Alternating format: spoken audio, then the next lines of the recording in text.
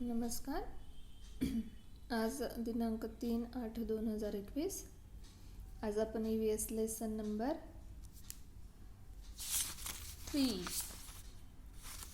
यामधलं पुढचं पॉईंट पाहणार आहोत. चला तर पाहूया. Like us, do animals also need shelters? Some animals do. They build shelters for themselves. Some other animals find shelter in a safe place in the environment. म्हणजेच आपल्याप्रमाणे प्राण्यांनाही गरज असते घराची.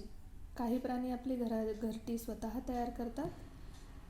काही प्राणी परिसरातल्या सुरक्षित जागेचा निवारा शोधतात. पुढचा पॉईंट आहे animals who build shelter for them self. म्हणजे स्वतःसाठी निवारा बनवणारे प्राणी. You must have seen bird nest. Nest are shelters that bird build.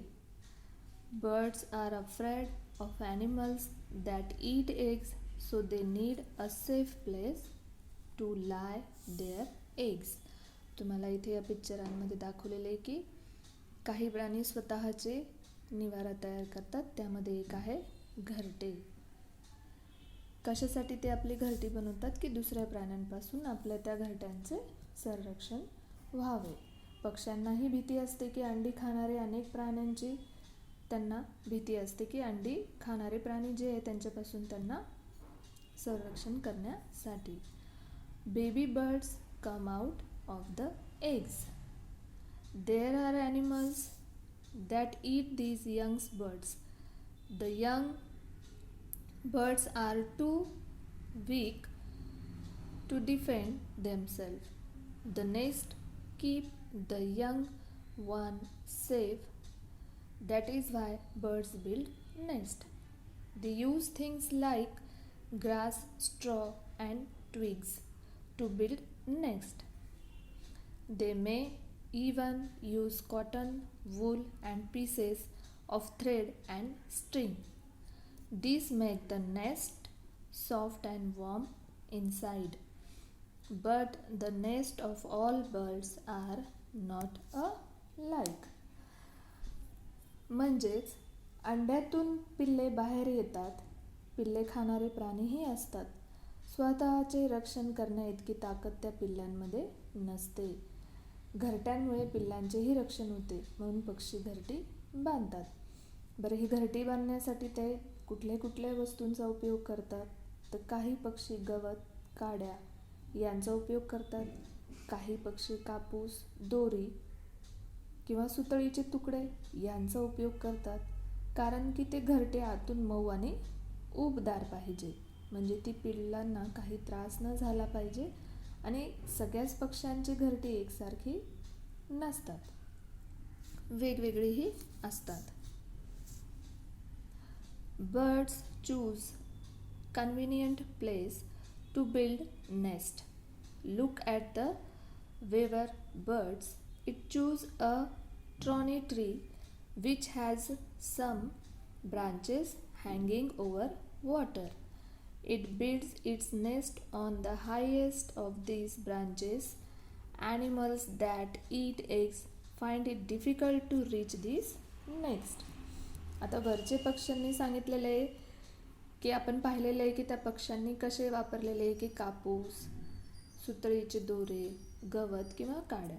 पण काही पक्षी घरटी बांधताना जागाही सोयीची निवडतात. त्यामध्ये एक आहे की सुगरण पक्षी. हे तुम्हाला दिसलेले आहे बघा चित्र. सुगरण पक्षीचे म्हणजे तो सुंदर घर बांधतो. घरट्यासाठी तो अगदी पाण्याजवळची काटेरी झाडे शोधतो. झाडांच्या काही फांद्या पानावर झुकलेल्या असतात. त्यातील उंच फांदीवर हे सुगरणीचे घरटे असतात. तुम्ही बघत असतात गावाला कधी जाताना किंवा अगदी गावाबाहेर काही जागा अशा असतात की जिथं झाड अगदी विहिरीच्या खाली किंवा तलावाच्या खाली झोपलेले असतात. तिथेही सुगरण पक्ष्यांची घरटे बांधलेली असतात. का? कारण अंड्या खाणाऱ्या प्राण्यांपासून तिथे त्यांचे संरक्षण होते आणि कुठलेही प्राणी त्या झाडापाशी जाऊ शकत नाही. Some insects also build their own shelters. For example, honeybees build their honeycombs on a tree or under the roof and overhanging cliff. आता हनीबी म्हणजे मधमाशी, त्यांचेही घरटे असतात. काही कीटकांचे सुद्धा निवारे ते स्वतः बनवतात. त्यातलं एक उदाहरण आहे की मधमाशी ही झाडांवर किंवा उंच डोंगरांच्या खपारीच्या छताखाली ती आपलं पोळं बनवते. त्यामुळे तुम्ही याच्यामधले मेन पॉइंट काय आहे की पक्षी आपले निवारा कसे बनवतात आणि आपल्या घरट्यांची रक्षणं कशी करतात.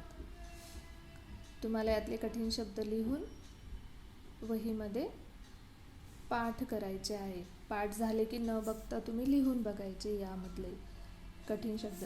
थ्रेड म्हणजे दोरा, वॉर्म म्हणजे उबणे, इनसाइडमध्ये आतमधले, असे छोटे छोटे इथे कठीण शब्द आहेत. देमसेल्फ म्हणजे त्यांचे स्वतःचे ते स्वतः तयार करतात. हे रीड करायचं आहे.